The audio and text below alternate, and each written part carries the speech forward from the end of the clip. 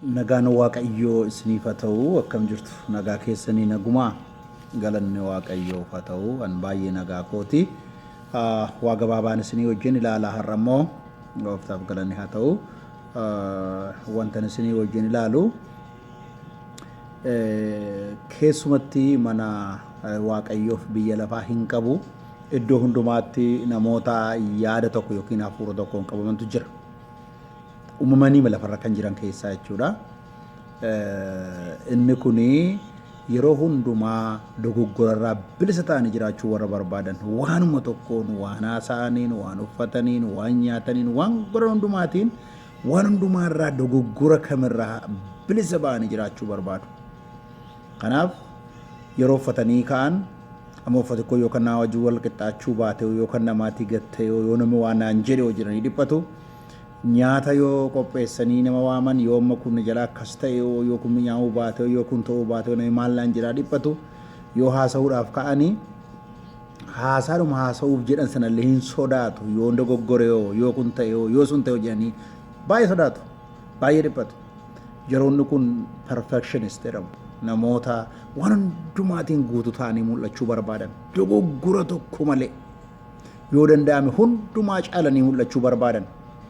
Lafa hojiitti jajamuu barbaadu, lafa waaldaatti jajamuu barbaadu, lafa deemanitti bakka waan hundumaa nan badee akkam hojjetan akkam hojjetti seen basumaam jedhamanii waan hundumaatiin yeroo haasa'an attentionii barbaadu waan hundumaatiin bakka isaan dogoggoran qaban karaa hundumaa guutuudha jedhamanii karaa hundumaatiin kanaaf iddoo dhaqan even hawaasa keessatti politika keessatti waaldaa keessatti lafa hirmatan hundumaatti iseemmoo innimoo jedhamu barbaadu waan ta'eef istaandardii kaa'ame hundumaa caalanii mul'achuu barbaadu. Kanaaf isaan kun yeroo kamiin isa Waaqayyo hojjetu qooda Waaqayyootti illee darbanii jechuudha. Walima isaan beekan isaan waan bira gahamuu hin dandeenye galma bira gahamuu hin dandeenye yeroo hundumaa. Maatiyoos 5:48 irratti guutuu ta'a jedheera. Seerota tokko irratti guutuu ta'a jedheera. Abiraamiin jedheera. Kanaaf guutuu ta'e mul'achuu narra jiraata jedhaniitu yeroo hundumaa halkanii guyyaa dhiphatu. Dhugaasaa yoo laalle garuu Roomee boqonnaa 3 lakkoofsa 23 irratti hundumtuu yakka hin ulfinne Waaqayyootti irra teeraa jedha. Hamma foon kanaan jirrutti guutuu ta'e perfektii ta'e kan mul'achuu danda'u hin jiru. Foon kanatu dadhabaadha. Kanaaf guutuu ta'e mul'achuu hin danda'u. Kanaaf Yesuus Kiristoos Maatiyoos 1:28 irratti isin ba'aan keessan kan isinitti ulfaate gara koo kottaa jedha indiviijuwaaliidhaan kan isinitti ulfaate ani isin boqochiisaa jedhe. Ba'aadha kan nu qabannee jirru waan ta'eedhaafi baay'ee rakkisaadha. Kanaafitu namoota akkasii amma Luqaas boqonnaa 10 lakkoofsa 42 yoo laalle Maartaan warra kana keessaa tokkodha waan gootuun hojjettee diggisii qopheessitee gooftaa gammachiisuudhaaf. Yeroo sagalee Waaqayyoo dhaggeeffattullee yeroo teessee irraa barattullee hin arganne. Maariyaam garuu hundumtuu haafu jettee miila gooftaa jala teesse. Kanaafitu Yesuus Kiristoos waan baay'eetti dhiphattee amma camtaadheen waanuma baay'eedhaan barbaachisu garuu waan tokkittiidha. Isa Maariyaamtu filate.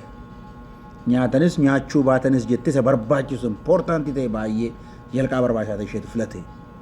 Kanaafitu yeroo baay'ee Maatiyoos 5:48 irratti inni guutuu ta'aa jedhu afaan Giriikii irraa gaafa laalu teelos isa jedhu irraa dhufe. Kompiliitii ta'uu, machuurii ta'uu, bishaachuu guddachuu irraadha malee kan inni haasa'u namni foon kanaan utuu jiru guutuu ta'uu hin danda'u, perfektii ta'uu hin danda'u namni. Filiphisius 1:6 sagaleen Waaqayyoo karaa ergama Phaawulos kan inni jedhu hojii gaarii isiniin jalqabe hamma dhumaatti Waaqayyotu raawwataa jedha. Bargeta nu fayyisuudhaaf qooda kan fudhate kan hundumaa raawwate Waaqayyoodha. Hojii fayyinaa fixee kan fide nu waame isaadha. Guddina keenya keessatti immoo qooda qabna. Kadhachuun qooda keenya, tsoomuun qooda keenya, barachuun qooda keenya. Haa ta'u iyyuu malee perfektii taanee dhibba guutuu taanee mul'anna jennee yaaduun irra hin jiraatu. Deebiis immoo dorgommiin keenya namaa wajjin miti waan itti rannitti malee caallee mul'achuuf miti baay'ee jajamuudhaaf miti waan biraadhaaf miti. Foonni kun garuu isa barbaada waan ta'eedhaaf yeroo baay'ee kan inni godhu kanaan. Kanaafitu yeroo baay'ee isa kana gaafa haasa'u nama sadiitu sin mudata hundumaa. Sadan kana keessaanis tokko taatu.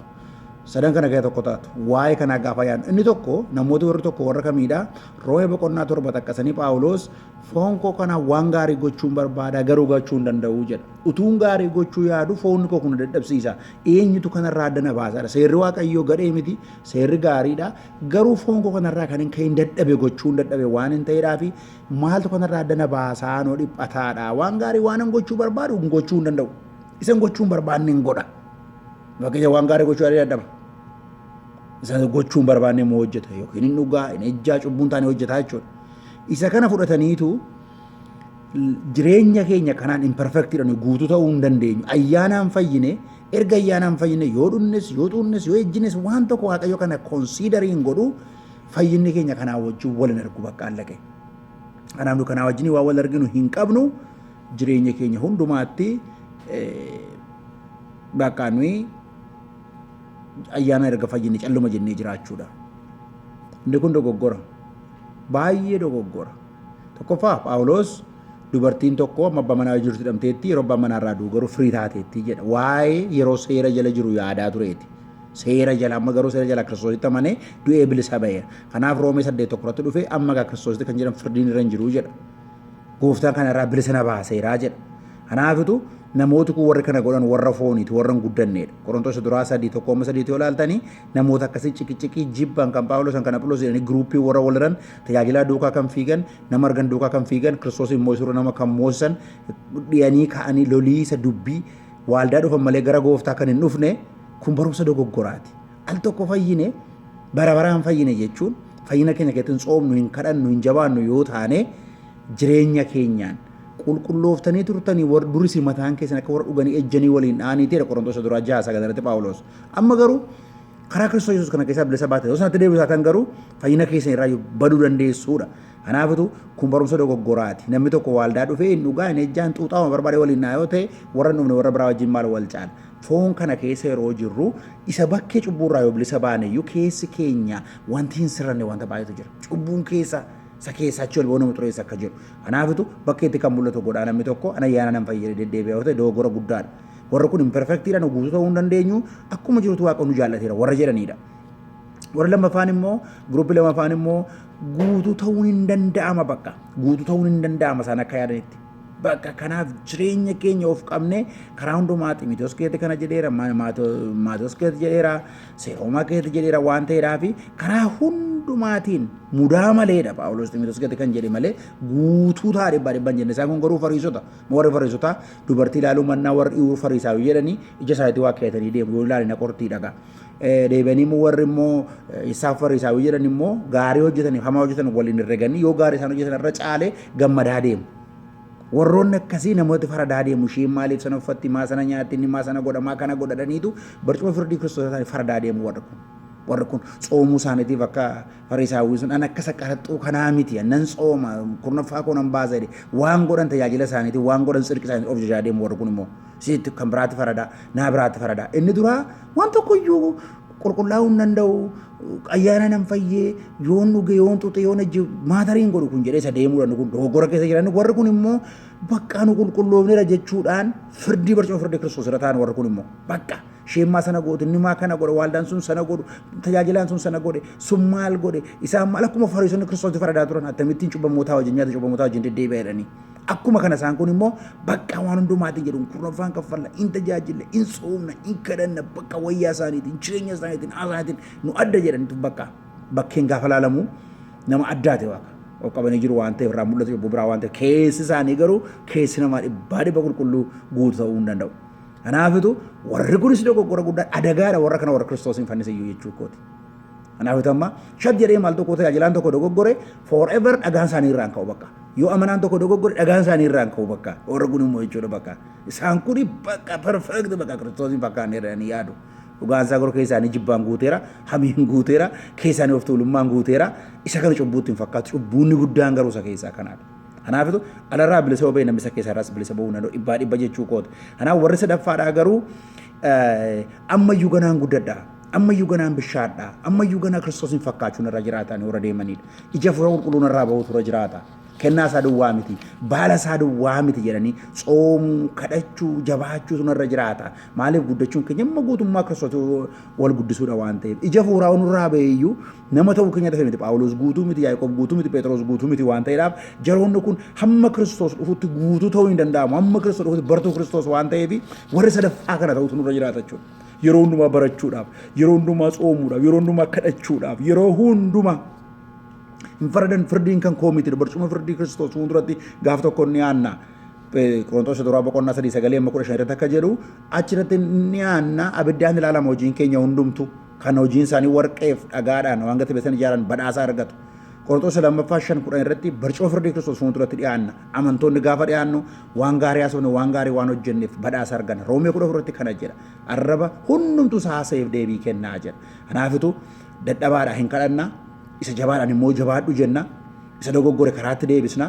firdiin kan keenya miti faraduuf mirga hin qabnu tarii bakkeedha cubbuun nuti mul'atu yoo nurratti hin argamu yoo ta'e keessa keenya wanti hin guunne baay'een jira namirna qaba yookiin eegoo qaba yookiin waan tokko keessaati wanti dhaga'amu jira foon kanaa utuu jiru foonni kun cubbuutti kufeera waan ta'eedhaaf namni dhibbaa dhibba guutuu ta'uu hin danda'u haa ta'u iyyuu malee mudaa malee ta'uu hin danda'a hirkannaan nama sadaffaa kuni hafuura qulqulluu irratti sagalee waaqayyoo irratti gooftaa kadhachuu irratti gannan dhiisinii irratti kanaafitu warra jalqabaa akka barbaanatti deddeebina jedhan miti warra lammaffamuun hundumaatiin guutuudhaan bakka cubbuun dura jiru faradaa deeman miti warra sadaffaa kana istila ayyaana waaqayyootiin ammayyuu cubburraan bilisa ba'a ammayyuu nan guddadha ammayyuu nan jijjiirama warra jedhanidha waan ta'eedhaaf kan nu baruun dura jiraatu garuu nuyi nama hin caallu nuyi namaa gadis miti waaqayyo qixxee namaa nu kaa'eera namaa olis miti namaa gadis miti nama sitti nama hin caala barumsaan beekumsaan jiru iddoo biraatti kan biraatu caala deebiis immoo istaandardii hundumaa guunnee nama akka nu jijjiirra nama akka nu rukutuu miti nuyi gooftaan keenya nu simateera gooftaan keenya nu jaallateera namni nu wacabaccabe namarra ol nu kaase bor gannu buuse namarra gannu buuse immoo bor ol nu kaasa kan namaa miti ol kaase gadi buusuun waaqayyo garuu sin ijoollee koo nuun jedheera Kiristoos immoo sin firoota koo nuun jedheera hafuura qulqulluu isaa nuu kenneera hafuura qulqulluun immoo kennaa nuu kenneera keessa keenya taa'ee nu jabeessaa jira ganaamuu nurraan dhufe gooftaa ulfeessa nu ulfeessu gooftaa nurraan mul'isa gooftaan isin haa eebbisu nuyi yeroo hundumaa dhibba guutuun ta'a namni naaf haa cabacabu namni naaf haa jennee miti namni yeroo hundumaa foon kana keessa jiru ofii caalee mul'achuu barbaada eenyuyyuu kan biraan rajjatee darbuu barbaada yoo gooftaan nama gargaare malee garuu karaa walii dhiisu karaa wal sirreessu karaa wal gargaaru akka deemnuuf gooftaan nu haa gargaaru gooftaan isin haa eebbisu mudaa malee taanee jiraachuudhaan malee dhibba guutuu taanee jiraachuudhaan miti mudaa malee gaafa taanu immoo isa bakki cubbuu hundumaarraa bilisa baane keessa keenyaanis immoo akka nu gooftaa kabajnu hafuura qulqulluun nu gargaara gaafa gooftaa Yesuus Kiristoos dhufe garuu foon dadhabaa kanarraa geeddaramne achi ol butamna ulfina keessa galla nu sitiizanii lafarraatiin qomoo lafarraatiin of hin jennu inni isa lammaffaadha mootummaa waaqarraa sitiizanii isa waaqarraa biyya isa waaqarraa qabna